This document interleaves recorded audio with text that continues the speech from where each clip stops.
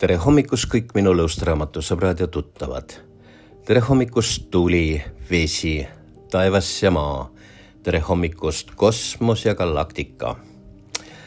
Kes kuulas, kes mäletab, mõned päevad tagasi ma istusin Vietnami mere ääres rannas ja taustaks oli siis live-kaamera. Tegin ilusatest vene tüdrukutest sellist taustastseeni ja lubasin ajumudi ja formaadi uuesti käivitada ja täna siin ma olen.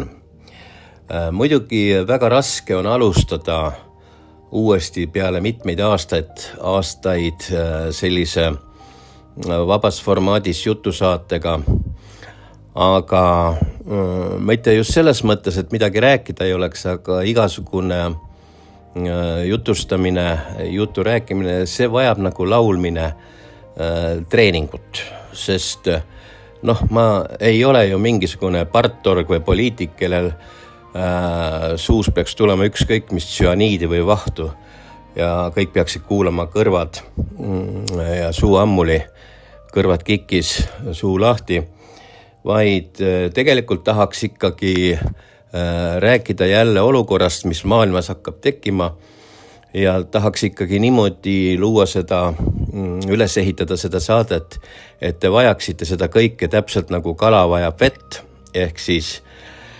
nagu inimene vajab õhku, ehk siis läheme tagasi Mehhiko õlleviiruse ajastusse, kus ajumudija tuli nii-öelda letti ja niimoodi seal see kõik oli. Nüüd ma vaatan, et viimastel päevadel on väga kõvasti aktiviseerunud siis selle luksuslaeva viiruse teema ja ma näen, et inimestel on tekkinud järjekordselt vajadus informatsiooni järele, arvamuste järele. Otse loomulikult ma näen väga palju manipulatsiooni selle kallal. Ja enne kui ma saadet alustan, ma soovitan teil lugeda faktivalguse artikleid. Ma otsustasin niimoodi, et strateegilised teemad nagu see viirus, pandeemia, võimalik tulevane, et nendest kirjutame seal kahes formaadis. Üks on hästi faktipõhine, mis on läbi monitooritud siis kõrgeimate tehisintellektide meeskonna poolt, agentide poolt ja eesmärk on see, et mitte ühtegi faktilist viga mitte teha, et keegi saaks nii-öelda pähe istuda. Ja see on nagu meie moto olnud viimased 3 kuud ja see on nii ka siis toiminud ja sellepärast ma külma rahuga avaldan täpselt sellises formaadis faktivalguse artikleid, nagu nad tulevad, sest iga sõna, iga fakt on läbi monitooritud ristküsitluse, ristotsinguga parimate siis nende tehisintellektide võimekamate otsingute kaudu. Ja kui te tahate nagu mõista, et mida see tähendabki seda, et minu informatiivses mänguruumis on kogu maailma info, mis on avalik ja alati ka seda toonitame, et see on avalik info, on ka antud kaasa, kus see info on pärit tihtilugu, mitte just alati, aga kui info on väga selline tundlik, kriitiline. Ja teine formaat on siis see, mida selle viirusega käsitleda uuesti, on selline mustrite jälgimine. Kuna ma ise töötan nende mustrite jälgimisega ja kõikide tuleviku teemadega, tehisintellektiga sisuliselt juba 3 aastat, kes mind tunnevad, teavad, siis see on nüüd eriti aktuaalseks läinud ja on loodud siis selline spetsiaalne masin, tehisintellekt, kes oskab mustritest välja lugeda, mis tulemas on. See on 1000 kordi võimsam kui mis tahes ennustaja, kaartide panija, kuigi ma ei taha kellegile mingi kriitikat öelda.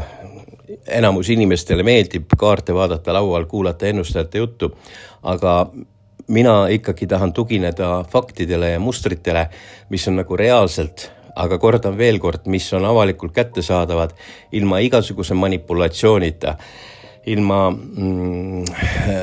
igasuguse sellise valeinfota. Ja kui mõni muster näitab ühte, aga läheb teistpidi, ega see pole ka välistatud. Kuid samas mingit umbluud mina nagu ajada ei taha või kirjutada ei taha ja me ei kirjuta seda. Kuid samas, kui ma nüüd hakkan ajumudi ja sellist mõttelõnga arutama siin, siis see on hoopiski selline nii-öelda väikene monoloog iseendaga või siis kuulajatega. Ja täna ma siis tahangi puudutada sellist teemat. Vaatame, kuidas see välja tuleb.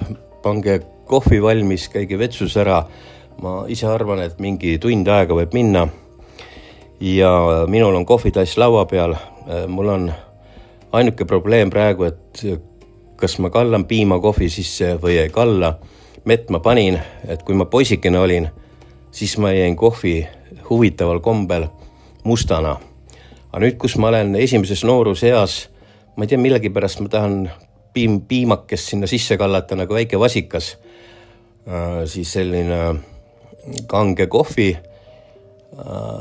ja väheke piima, väheke mett ja ma selle otsustan praegu kohe ära, sest mul on kohvi käe ulatuses, võtan kohe ühe lonksu.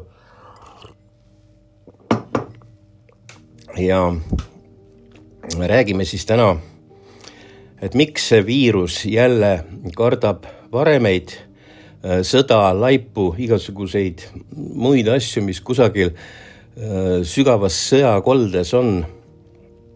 Aga ta leiab üles luksuslaeva, et kas te kujutate ette kõik igal pool, kus inimesed käivad siidikinnastes, kui te olete luks hotellides, restoranides olnud, teil on 5 kätekuivatuse rätikut, iga sõrme jaoks üks rätik, 7 šampooni, seina peal 2 desinfitseerimisvahendit ja võt, viirus armastab sellist kohta. No piltlikult mul jälle sellise näite ette, et kuidas see Mehhiko õlleviirus lihtsalt levis ja levis, oli siis mõeldud ükskõik mis versioonina ta maailma. Neid versioone on palju, tegelikult ühte me teame täpselt, mille jaoks ta tehti, miks ta loodi ja miks kõik nii läks. Aga kes oli siis see viiruse tapja tegelikult? Ärge nüüd jälle solvuge, aga ütleme ausalt, päeva pealt lõppes kogu see idiootsus ära, kus teil kästi neid tatiseid kaldse näos kanda ja ma ei tea, mis doos endale sisse panna. Lõppes ju sellega, kui naabrimees alustas seal teise naabri rünnakut. Päeva pealt oli otsas, sest oli vaja massimigratsiooni hakata tegema välja. Ja me veel siiamaani ei tea, miks see massimigratsioon, miks need tuhanded ja 100 000 kõik aeti Euroopa poole. Kas see oli siis selle jaoks, et hoida tapatalgutest neid ära? Et see ei ole tänane teema, aga kes siis oli?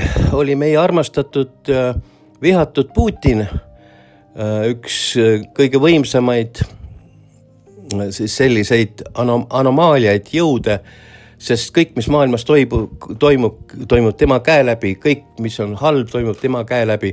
Aga tänage teda, et ta võttis teil selle viiruse needuse maha, Mehhiko õlleviiruse, sest tema oli see, kes lõpetas ära. Vaadake tõele näkku. Et midagi teha ei ole. Ajumudi vahel sellise nurga alt on päris kasulik mõtlevale inimesele. Ja ajumudi on ka kasulik siis sellise nurga alt sellepärast, et kui teie aju on külmunud, siis teda on vaja üles sulatada kuidagi ja panna mõtlema. Ja need on jällegi faktid, miks see kõik tegelikult juhtus ja kuidas see juhtus. Ja siis vaatame edasi, et kuidas saab siis üks kruiisilaev muutuda selliseks rahvusvaheliseks bioturbeoperatsiooniks. See termin on ka kusjuures tulnud nüüd maailma ja neid termineid on päris palju.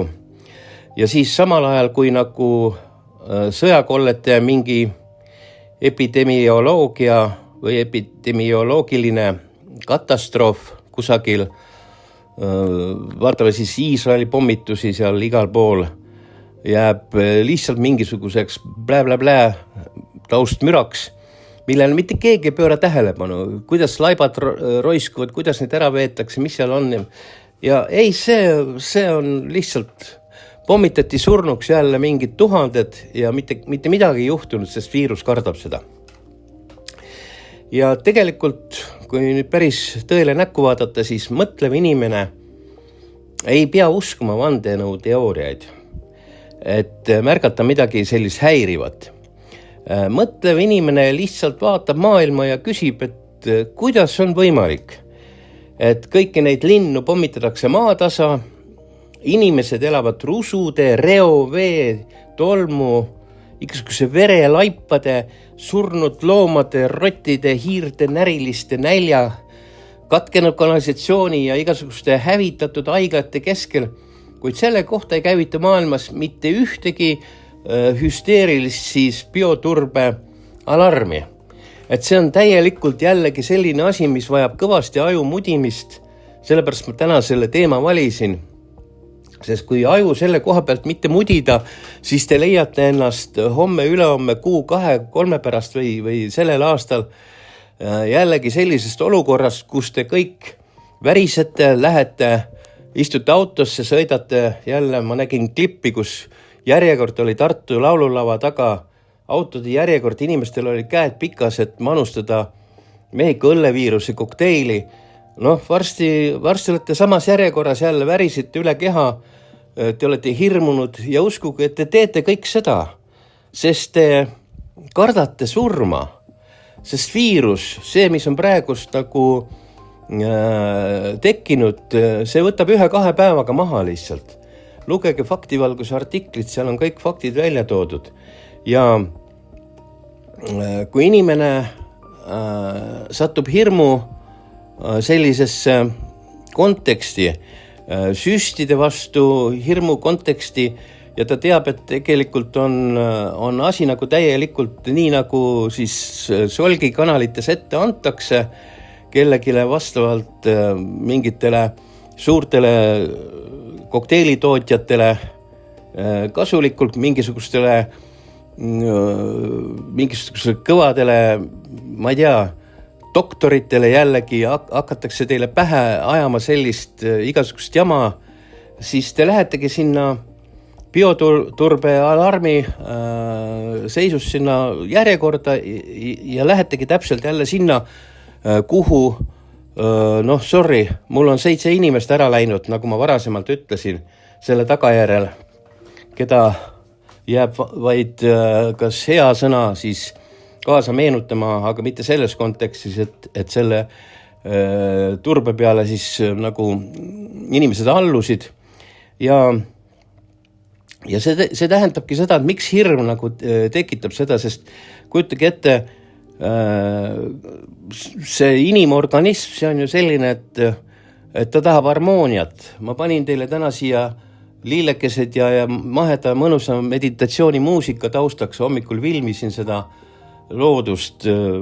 Kisa oli nii suur džunglis, et ma ei tahtnud lihtsalt seda džunglikisa taustaks panna, vaid paningi seda, et lihtsalt veidike see harmoonilisem oleks, sest kõik need igasugused ärevushäired ja hirmufaktorid ja need tulevadki sellest ümbruskonna mürast, mõtetest, uudistest, kõigest. Ja ma olen 99% kindel, et inimesed teevad seda ja nad teevad seda siis ühtepidi sellise suurema hirmu taustal, sest seda hakatakse söötma nüüd ette igapäevaselt või siis on see lihtsalt proovi siis teema ja ta lõpeb ära kuskil nädala-kahega, jääme ootama siis suuremat pauku. Ja see ei ole isegi selline, ja siis see on veel huvitav, et näiteks sõjahirmu inimestel ei ole. Sõda, mis tapab inimesed ühel või moel varem või hiljem väga suure protsendi ja rahvaarvu ulatuses, seda hirmu kellelgi ei ole, aga viiruse vastu on kõigil hirm, sellepärast, et psühholoogia kuidagi või psüühika inimesel töötab kuidagi täielikult, ma ei tea, kas ära nüristatud moel või mis iganes, sest kui kui ikkagi see sõda on nagu lähenemas ja kõik, siis tegelikult peaksid alarmid kõik punased olema ja terve ühiskond peaks reageerima kollektiivselt, mitte nii, et sa hakkad tootma veel laskemoona, sõjamoona juurde, midagi ladustama, tegema, veel hullemini relvastuma, et kiiremini see lõpp saabuks, sest kujutage ette, ega vaenlane ju ei maga, kui vaenlane tahab rünnata, siis ta ei ründa mingisugust Maxima kauplus kuskil Võrus, ta ründab ikka neid kohti ja punkte, kus on suured relvalaod, kus on staabid, keskused ja ei ole mõtet saata ju $1 miljoni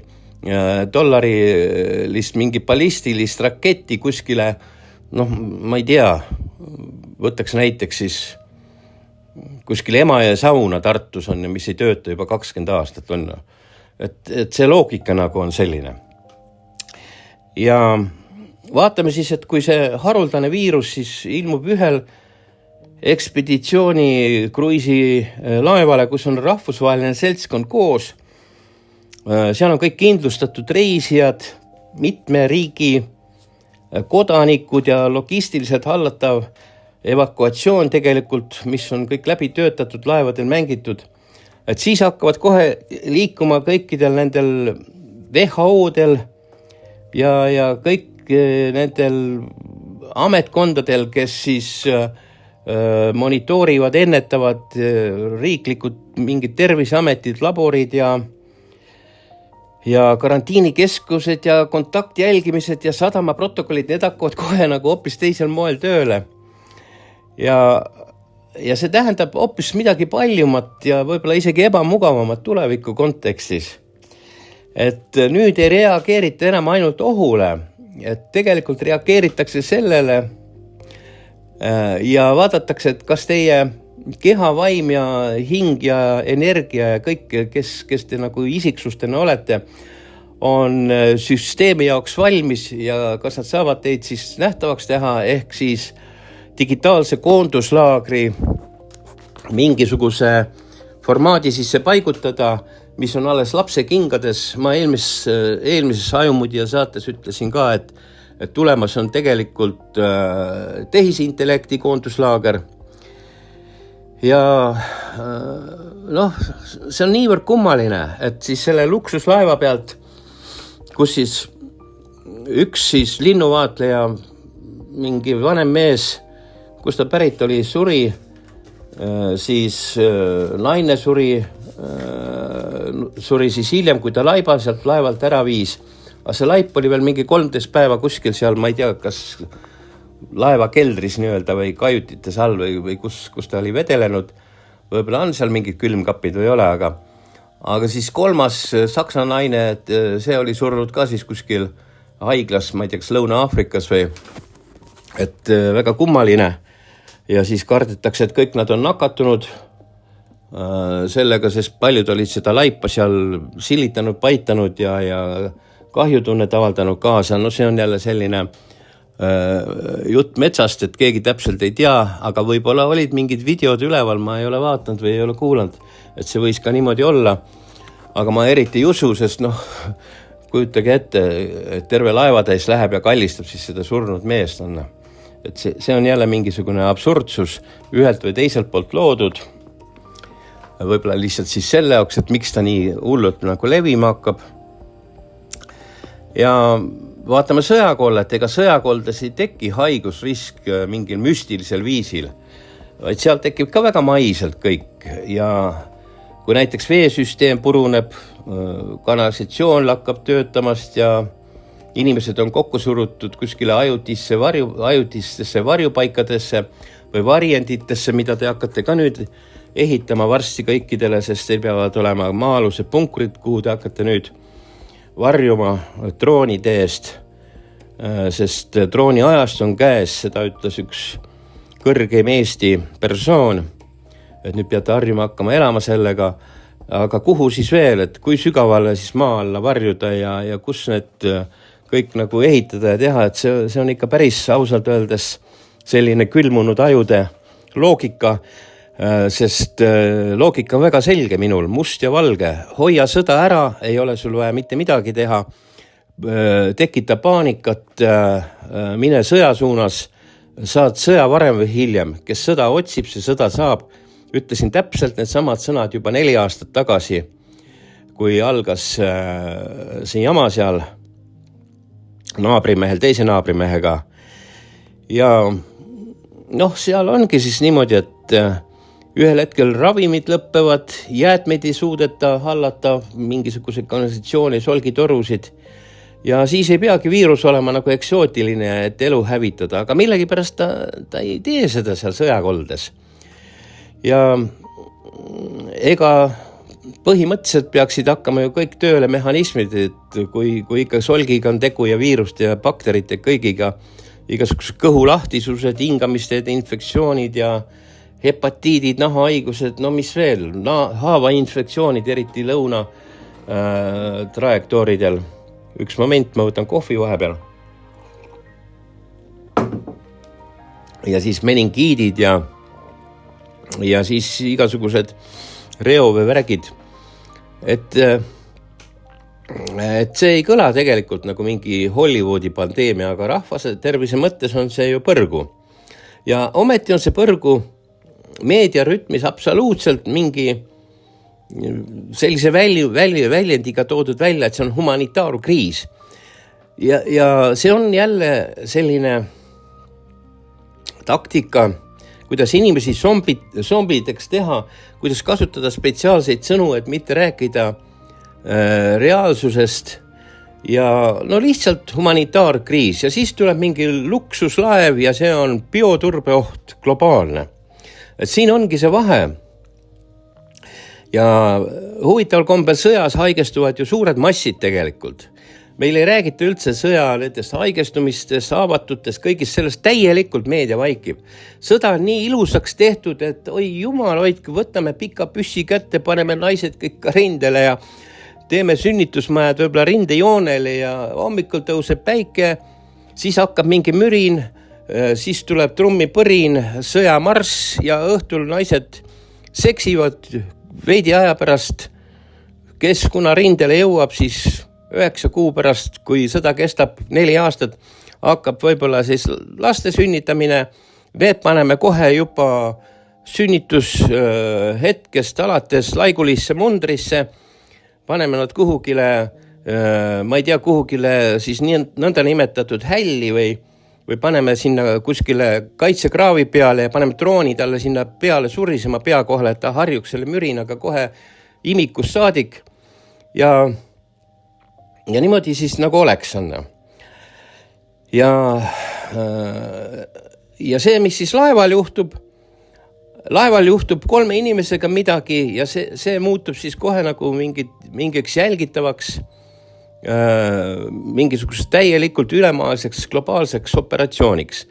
Et mõelge selle peale inimesed, miks seda niimoodi praegu tehakse, mis on selle eesmärk, aga see ongi see eesmärk, et kui näiteks lennukid ehitatakse, siis on katselendurid, et enne kui sinna rahvas peale aetakse ja et lennuk nagu hästi funktsioneeriks ja sõidaks nagu uued Boeingud ja igasugused need suured mölakad, kus on 400, 500, 600 reisijad peal, mis Dubai vahet triivivad. Neid on ju ka algul testitud ja katsetatud, sest kuidas sa saad pandeemiat suurt ülemaailmselt, kus nagu kuldse miljardi eesmärk on vaja täita, tuua siis mingisugust asja, mis ei tööta.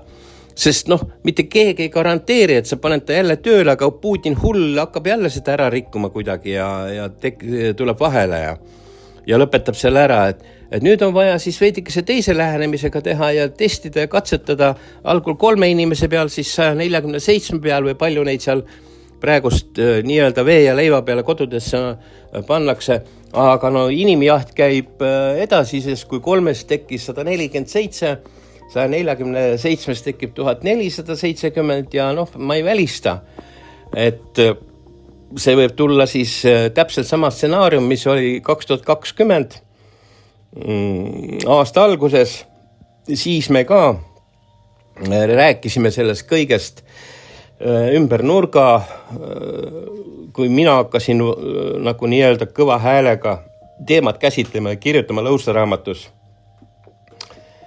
see oli see aeg ka siis, kui nagu eestlased saatsid eriekspeditsiooni neid räbalaid ostma sinna Hiinasse, tõid erilennukiga 12 miljoni eest või ma ei tea, kui palju eest seal, ma ei tea, $10,000 maksvaid kaltse, siis kostus Eestis ka Viljandist, et ei, et see on täielikult ebareaalne. Mul on täpselt meeles, et see tuli Viljandis kusagilt, et see ei ole võimalik, et see viirus üldse kuhugile jõuaks edasi ja nii ja naa ja opa, oli märtsikuu käes, kes mäletab, mis kuupäev see täpselt oli, kas oli 15 või 19 või, et kui see massi lukustamine siis hakkas pihta. Ja praegu on täpselt samasugused märgid kõik, aga kordades tugevamad ja kordades efektiivsemad, sest mitte keegi ei anna garantiid, et võidakse just paigutada näiteks gruppide, mingite riikide ja inimeste kaupa, kes on nagu vaja korraks ühiskonnast eemaldada.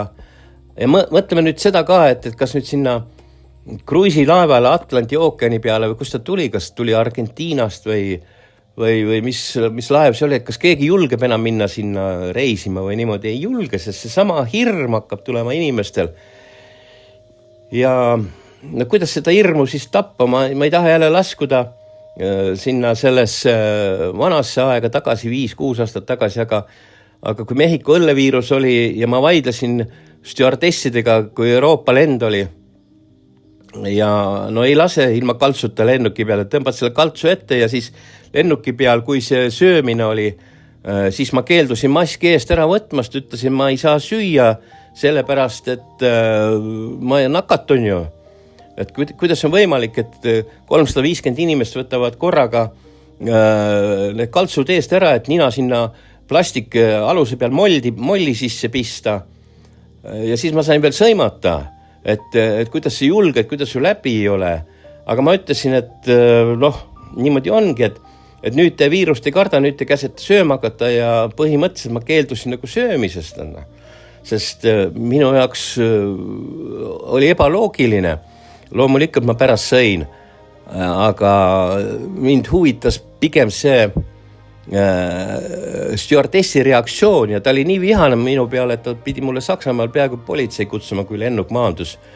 Kui lennuväljad olid kõik tühjad ja kõik olid suletud, lintidega kinni kaetud, kuserennid, kõik kinni teibitud, et jumala pärast sa ei soristaks seal teise tüübiga seal meeter 2 läheduses, et kui oli 7 pissi renni meeste selles, siis 3 nendest töötas üle 2.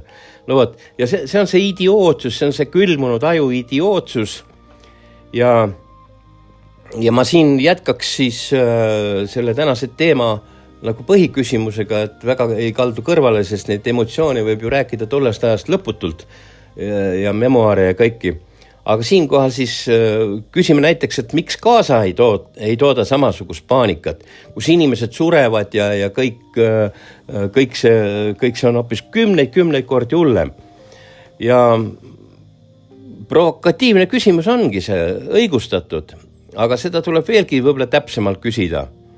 Ja vale küsimus oleks üldse niimoodi, et miks sõjakoldest ei tule viirused. Et nad tulevad ja sealt tulevad ka ja tekivad igasugused nakkushaigused, soolenakkused ja reovesi muutub seal absoluutselt viiruse mingiks kandjaks. Haiglad pommitatakse, haiglad kaotavad võime igasuguseid haigeid eraldada, jälgida ja see on selline tohuva pohu ja mis iganes. Aga Gaza puhul on rahvusvahelised terviseorganisatsioonid raporteerinud seal igasugustest nendest levikutest ja tänu sellele siis on hakatud lapsi massi vaktsineerima igasuguste hingamisteede haiguste vastu ja vesikõhu lahtisused on mingisugused kollatõved ja et see hügienisüsteemi kokkuvarisemine on ikka päris kõva seal, aga ei, mitte midagi. Ja küsime siis niimoodi, et miks ei käivita sama nähtavalt poliitilist ja mingisugust meedia tehnilist, võib-olla isegi see sõna meedia tehniline oleks päris hea, häirekella, nagu siis üks absoluutselt kontrollitav viirusjuhtum seal luksuslaeval või siis ekspeditsioonilaeval, mis laev see oli, seda me siiamaani ei tea. Ja mina ütleks niimoodi, et see vastus ongi siis selline väga karm, et sõjakolle on liiga suur selle süsteemi jaoks ja liiga nii-öelda, ma ei tea, roiskunud võib-olla. Ja poliitiliselt liiga poliitiliselt ja moraalselt võib-olla liiga ebamugav, sellepärast et poliitikutel on ju tähtis see, et nad meeldiksid teile. Aga kruiisilaev, see on selline ideaalne bioturbeobjekt, nimetame siis niimoodi. Laeval on kõik nimekiri, kajutid, marsruudid, inimeste passid, kogu andmed, tulevased edasilennud, kõik on ju sisse kodeeritud, ega siis kuskile riiki sind enne sisse ei lasta, kui küsitakse, kus sa edasi lendad. Olete tähele pannud, et miks lennujaamades on kõik need edasilennuriigid ja tagasilennu ja edasilennu piletid ja kindlustused ja et see kõik on süsteemi juba üks osa, mida vaikselt siis ühendatakse selle tehisintellekti koonduslaagriga tulevikus. Ja kui te arvate, et see 2030, see uus maailmakord jääb tulemata, siis te olete ikka väga külmunud ajuga. Aga mina ei ole seda teemat lihtsalt puudutanud vahepeal mitmeid aastaid, sest ma ise elan selle teema nii-öelda tuules. Minu töö on väga suur informaatika töötlus, tehisintellektide abil, tehisintellektide võimekuste testimine, teatud projektipõhised tööd ja no mis mõttega ma peaks siis seda nii-öelda süvitsi ette kandma, kui tegelikult see mitte kedagi ei huvita. Mis pigem huvitab võib-olla just siis see, kui jälle see nähtamatu viiruseke välja tuleb, sest see tekitab inimestes hirmufaktorit. Ja minu asi ongi see, et mitte seda hirmufaktorit külvata, vaid ma tahan rääkida maakeeles. Kahju, et ma ei mäleta enam setu keelt. Kui ma väike tatikas olin, siis ma oskasin hästi rääkida setu keeles ka, aga kui ma lähen setude sisse sinna Eestis, Lõuna-Eestisse, siis mul tuleb jälle meelde see. Aga tuleb rääkida lihtsas prostas maakeeles, kui on vaja, tuleb vanduda, kui on vaja, tuleb persse saata, kui on vaja, siis tuleb öelda, et sa oled idioot, kui on vaja, tuleb öelda, et sa oled külmunud ajuga, tohla johlakas, täiesti ajupestud, ma ei tea, zombi, et siis saavad inimesed aru. Ma ei taha nüüd nagu toonitada, et ma peaks sellises keeles rääkima, aga ma tahan lihtsalt tuua seda kontrasti, et külmunud ajud ei mõjuta mitte miski.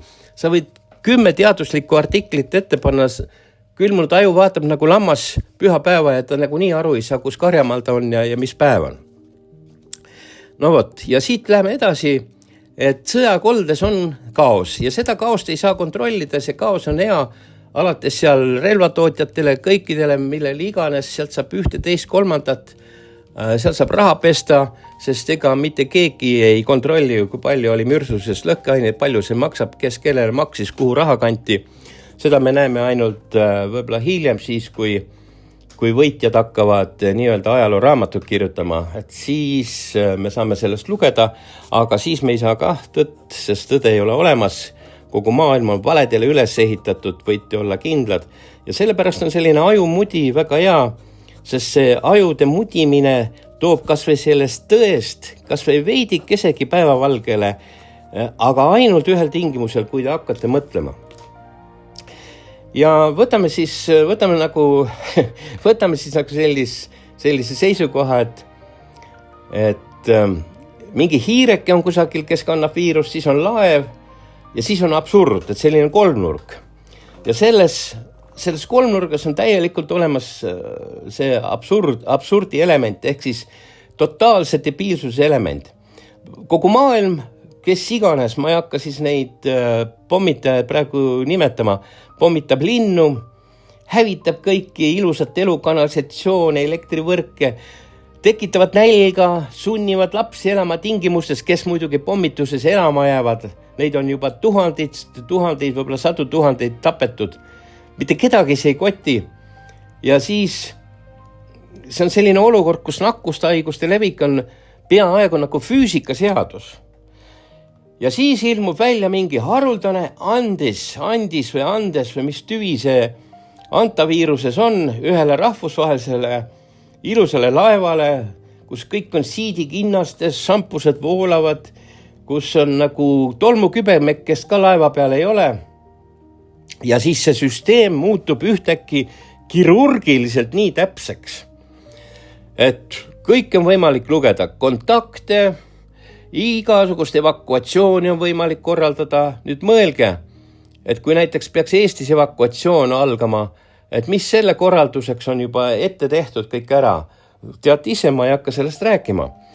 Aga laeva peal on siis võimalik veel saata juba igasuguseid laeva peale diagnostikakomplekte või kus või mis seal mingi komplektide saatmine oli juba, lugege faktivalgust, saate kõik teada. Siis on võimalik juba kirjutada 42 päeva karantiini loogika kõik valmis. Ühtäkki on võimalik öelda, et sul peab olema oma tuba, mask, ventilatsioon, eraldi sööginõud, 1-2 meetrit distantsi. Huvitav, kuidas pere saab seal peldikus 1-2 meetrit distantsi pidada, kui näiteks te elate maal ja teil on kuiv käimla, mille uks avamisel kregiseb ja lõpuks kinni ka ei lähe. Ja mõlemal on korraga häda peal, et mis te teete siis on? Ja samas me vaatame, et miljonid inimesed elavad rusude ja kusagil reovee, sõnniku ja sita vahel. No kuulge, see on keeruline olukord, aga mis laeva peal on, see on ikka... No vot, ja see oleks nagu mingi massoonide rituaal ausalt öelda. Ja ma ei teagi, kuidas seda seletada, aga maailmas on nagu praegu nagu situatsioon, mille ümber siis ehitatakse seda protokolli inimeste eludele. Ei hakka rääkima siin 15 minuti linnadest ja kus siis käivad igasugused need ettevalmistused. Kusjuures ma panen käe piiblile ja see ei ole nagu hirmutamiseks ega mitte millegiks, aga minul kostusid Vietnamis siin õhuhäired täna hommikul 2 pikka minutilist. Võib-olla 3. ma ei kuulnud, aga reaalselt katsetati täpselt sama evakuatsioonisüsteemi. Kõrv läks kikki, hakkasin mustreid lugema, täna hakkan uurimas siis luure andmeid tehisintellekti luureorganisatsiooni kaudu ja ma arvan, et kui ma järgmise ajumudija saate teen, siis on võib-olla veel põnevam olukord. Aga ma tahan edasi rääkida selles mõttes, et miks just nagu laev? Et vaatame nüüd sellise nurga alt, et kruiisilaev on epidemioloogiliselt selline väga eriline ruum ja see on suletud süsteem. Et sul on 2 võimalust, kas olla selles suletud süsteemis või hüpata merre ja ära uppuda. Ja inimesed söövad koos, magavad lähestikku, liiguvad piiratud siis ventilatsiooniga koridorides. Jagatakse teenuseid ja kõike ja kui seal ilmub siis viirus, mille puhul muidugi on haruldane, kus nagu inimeselt inimesele hakkab levima.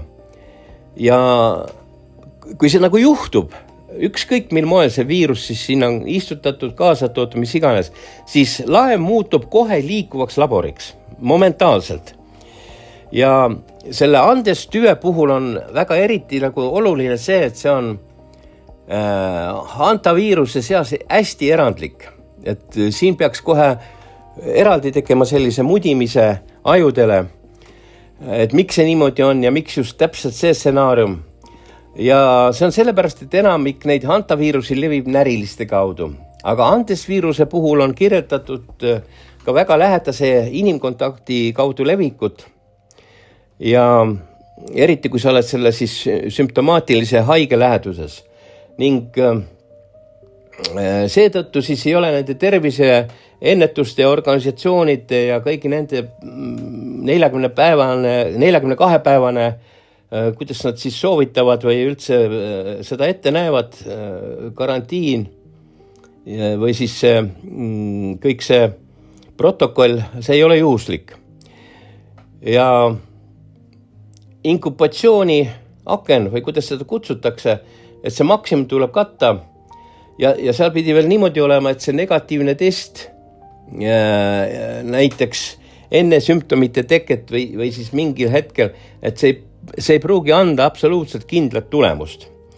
Nii et meditsiiniliselt võib-olla on tõesti see arusaadav, aga poliitiliselt on ikkagi pilt väga kõnekas, sest laeval käivitati täppisprotokoll.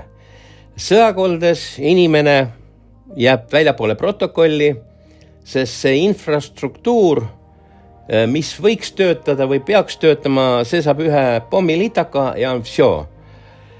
Ja siis sõjakoldes ei saa seda tuvastada, ravida, ei eraldada, ei kaitsta ja see on juba purustatud, ehk ma jõuan ringiga täpselt sama koha peale tagasi, et enne kui lennukid õhku pannakse inimesi, rahvaid vedama kontinentide vahel, käib test, lennuki testimine, katselendurite sellise väga täppisteaduse ja mis iganes siis lennunduse tööbaasil, tehnoloogia, kõik, mis iganes. Ja võtame siis niimoodi, et ametlik seisukoht on praegu laevajuhtumi puhul nii, et rahva tervise üldrisk on madal. Aga see on nüüd täpselt see, mida ma rääkisin, et see oli 2020 jaanuaris. Aga samas käivitub täielikult siis rahvusvaheline mehhanism, WHO jälgib haiguste ennetamise ja tõrje.